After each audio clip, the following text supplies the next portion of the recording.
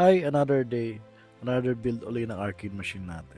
May tinatapos lang kami ni bro na sticker for 43-inch build. I-sale ko siya ngayong November pagka natapos to. Kaya tara, samahan niyo ako sa day 48 ng daily vlog ko. Yung pagninegosyo, hindi madali yan. So may risk yan. Minsan nasa baba, minsan nasa taas. Hindi laging Pasko na lagi kumikita.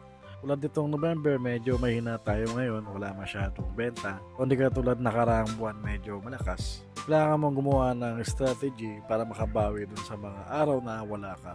Gagawin natin ngayong month is magsisale tayo ng mga video games na nagiging unahan natin. So part ng strategy natin is mag-sale tayo ngayon, magbagsak ng presyo. Pero limited offer lang to. Kung ano lang yung magiging available na units, yun lang yung magiging sale natin. Kung nakapalo kayo sa akin, abang-abang lang kayo dito sa page ko.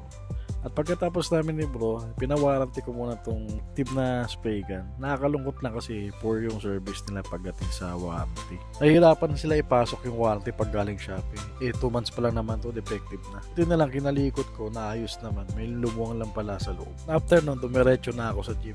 Kasama niya ako tapusin ang full body workout ko. Minsan naiisip ko rin na nakakapagod din pala itong ginagawa ko araw-araw na workout.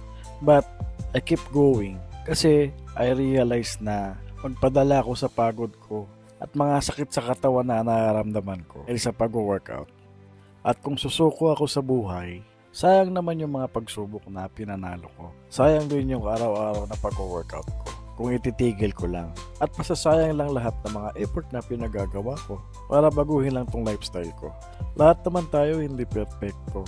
Mayaman ka man or mahirap, may pinag-aralan ka man or wala, maganda sila, tayo pangit. Lahat naman tayo nakaka-encounter ng problems, issues, challenges in our life.